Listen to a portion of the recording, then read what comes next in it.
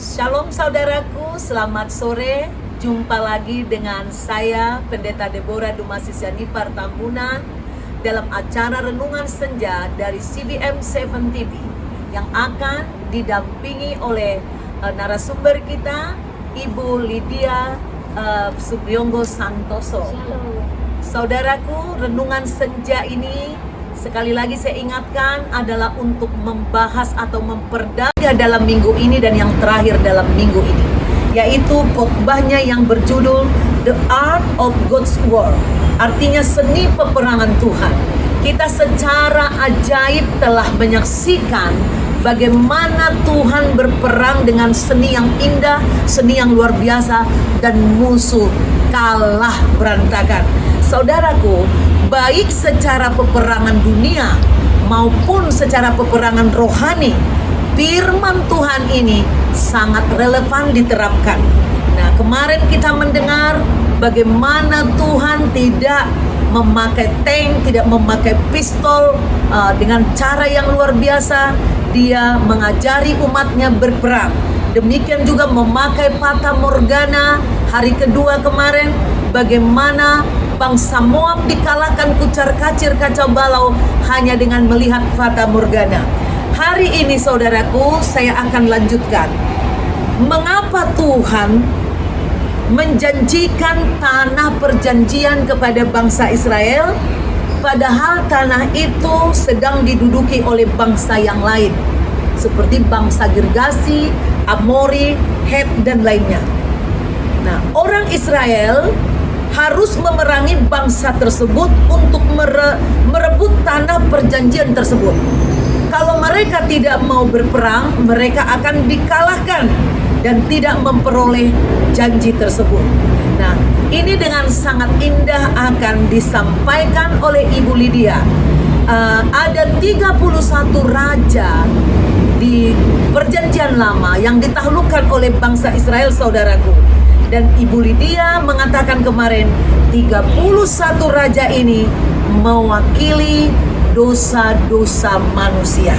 Silahkan Ibu Lydia, kenapa harus berperang? Ya, tadi sudah disinggung oleh Gembala bahwa kalau bangsa Israel atau Yosua itu tidak berperang, maka tidak akan mendapat tanah yang sudah dijanjikan oleh Tuhan, yang sudah diberikan oleh Tuhan. Ya. Kalau itu berperang, berarti bisa menduduki dan daerah itu akan dipakai sebagai tempat untuk bangsa Israel. Nah, 31 raja itu secara rohani mewakili dari bagian daripada jiwa, yaitu dosa-dosa kita yang masih ada yang menang, ada yang belum dikalahkan, ada yang sedang dalam proses, ya seperti begitu. Berkawan dengan dosa. Ya. Jadi contoh Raja 1 itu melambangkan, yaitu melakukan kehendak sendiri. Kemudian Raja 2 memanjakan diri sendiri dan lain sebagainya. Ini contohnya saudaraku. Ya. Banyak dosa yang begitu berkuasa seperti raja menaklukkan hati kita, pikiran kita. Seperti kesombongan, keangkuhan, dan sikap-sikap yang lain yang ego, saudaraku. Itu maksudnya 31 raja itu mewakili dosa-dosa yang betul-betul menaklukkan kita di dalam kehidupan kita. Ya, silahkan Ibu Lydia teruskan kembali. Kalau kita tidak berperang, tadi Yosua berperang untuk menduduki, ya. Kalau kita itu tidak berperang, kita itu akan menjadi seperti bayi-bayi rohani untuk selamanya. Ya, padahal Tuhan itu tidak menghendaki kita seperti bayi-bayi terus, ya. Kita perlu bertumbuh sampai boleh dikatakan bisa makan makanan yang keras. Mungkin Ibu bisa bacakan kemarin itu dari Efesus 4 Ibu, ayat 13 sampai 15. Ya, supaya inilah yang dikehendaki, ya, yang ditulis oleh Paulus, bahwa manusia itu tidak hanya puas untuk diselamatkan, ya, tetapi harus terus bertumbuh. Yes. Mulai dari ayat yang 13. Efesus Dari 4 ayat 13 sampai kita semua telah mencapai kesatuan iman dan pengetahuan yang benar tentang anak Allah, kedewasaan penuh, tingkat pertumbuhan yang sesuai dengan kepenuhan Kristus, sehingga kita bukan lagi anak-anak yang diombang-ambingkan oleh rupa-rupa angin pengajaran, oleh permainan palsu manusia dalam kelicikan mereka yang menyesatkan, tetapi dengan teguh berpegang pada kebenaran dalam kasih kita bertumbuh di dalam segala hal ke arah Dia Kristus yang adalah kepala. Ya, saudaraku, kita diciptakan bukan menjadi manusia robot. Tidak butuh makan, atau kalau makan harus disuapi. Memang ketika kita lahir baru, kita adalah anak-anak, dikasih bubur, makanan yang lembut-lembut, ajaran yang menyedap-nyedapkan telinga. Tetapi Tuhan akan sangat bangga jika kita anak-anaknya menjadi serupa seperti Kristus, yang walaupun dia adalah anak daripada Tuhan itu sendiri, Raja itu sendiri, dia rela memperhambakan dirinya, memberikan dirinya, dan terus menderita demi melakukan kesempurnaan kasihnya, ketaatannya kepada Bapa. Maka kita sebagai anak-anak Tuhan dikehendaki juga bertumbuh, melawan keinginan-keinginan daging kita, bukan karena disulap oleh Tuhan. Kita memiliki kesadaran bahwa ini dosa, ini harus kita tinggalkan, kita perangi dosa itu, kita tinggalkan dosa itu, dan kita memiliki tes yang baik, tes yang kudus, mencintai kelakuan Tuhan, tingkah laku Tuhan, karakter Tuhan, memilih karakter Tuhan, dan menghidupi karakter Tuhan itu. Mungkin Ibu Lydia bisa tambahkan lagi. Seperti yang dikatakan tadi, sesungguhnya masih ada 7 lagi bangsa Israel yang belum memiliki tanah milik pusaka. 7 suku. 7 suku di antara Israel yang belum mendapat milik pusaka.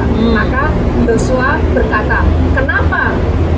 Berapa lama lagi kamu bermalas-malasan sehingga tidak pergi menduduki negeri yang telah diberikan padamu oleh Tuhan? Di dalam arti rohani kita juga seperti itu, saudara. Kalau kita itu bermalas-malasan, ya istilahnya menerima sifat-sifat kita dari lahir yang masih banyak sekali yang perlu dimurnikan, ya kita selamanya kan seperti kerdil dan tidak memantulkan daripada karakter daripada Tuhan itu sendiri, seperti egois atau mementingkan diri sendiri. Itu ya seperti kayak ya sudah ada dari sononya sejak lahir seperti itu. Maka terus kita perlu untuk mengalahkan. Memang mengalahkan itu nggak gampang ya, saudara. Perlu ada satu pengorbanan, kadang-kadang energi, tangisan, ya kan, dan penguasaan diri, itu semuanya perlu suatu perjuangan. Sehingga biarlah dikatakan bahwa kita itu nanti dalam situasi pengujian pemurnian kita bisa lebih keluar dari pemenang. Saudaraku, tadi Ibu Lydia mengatakan masih ada 7 suku yang belum mendapatkan tempat menetap. Sehingga Tuhan melalui Yosua mengatakan, jangan lagi bermalas-malas. Di sini juga kita lihat lewat peperangan ini, saudaraku, kenapa harus ada objek tadi, bangsa di Kanaan yang harus kita perangi. Tuhan ingin melihat apakah kita egois kalau kita sudah nyaman, sudah selamat, mau nggak menyelamatkan saudara kita yang lain. Artinya Tuhan memanggil kita dan mengutus kita untuk menyelamatkan juga saudara-saudara kita yang lain. Kedua, saudaraku, selain itu Tuhan nggak mengendaki kita bermalas-malas. Coba saudara bermalas-malas, saya baca ya di YouTube, saudaraku, kalau kita katanya tidak bangun aja sehari atau berapa hari, itu sedang mengurangi umur kita. Jadi tubuh kita pun, saudaraku, harus dilatih bergerak agar sehat, agar peredaran darah kita menjadi bagus. Demikian juga roh kita, pikiran kita ini pun tidak berkembang sebagaimana seharusnya apabila kita tidak berpikir. Berperang berarti kita harus membangun siasat siasat ini juga adalah menjadi dewasa, saudaraku. Siasat bayi gak ada. Dia hanya tahu nangis, lapar nangis, gak nyaman nangis, pipis nangis. Tapi orang dewasa beda. Dia mulai berpikir, dia mulai cari toilet, dia bisa membersihkan, dia juga bisa memenuhi kebutuhannya sendiri. Artinya apa? Pemenuhan kuasa ilahi di dalam diri kita. Sebab kita ini semua anak-anak Tuhan. Tuhan bisa menciptakan sesuatu hanya dengan kata-kata, dengan firman. Dia juga menghendaki kita melalui perkataan kita memenangkan jiwa, melalui doa, melalui deklarasi, melalui khotbah, melalui kesaksian. Itu yang disebut dewasa, saudaraku. Jadi kita bertumbuh sempurna ke arah Kristus. Artinya kita seperti Kristus, bertindak, berbuat, memiliki kasih, dan semuanya untuk kemuliaan Bapa Yahweh. Demikian ya Ibu ya. Masih ada yang mau ditambahkan? Saudaraku, demikian renungan senja yang bisa kami bagikan untuk saudara, menguatkan firman Tuhan yang disampaikan Ibu Lydia pada hari Minggu yang lalu. Saudara jangan lupa buka di YouTube saudara kembali. Saudara bisa dengar lagi, terus berulang-ulang. Saudara like, subscribe bagi yang belum, komen, dan pasang lonceng bagi yang belum pasang lonceng. Bantu kami dengan 2 jari saudara, share ke banyak orang, biar banyak orang mengenal Tuhan, mengasihi Tuhan, dan berkarakter seperti Kristus. Jika lingkungan kita memiliki karakter Kristus, sesungguhnya hidup kita juga mengalami kebahagiaan, kesenangan. Kita bisa hidup dalam sukacita yang lebih melimpah lagi. Aman, tentram, karena ada perlindungan dan perbuatan dari Tuhan yang hidup. Sampai jumpa minggu depan pada hari Selasa berikut kembali. Tuhan Yesus memberkati saudara. God bless you.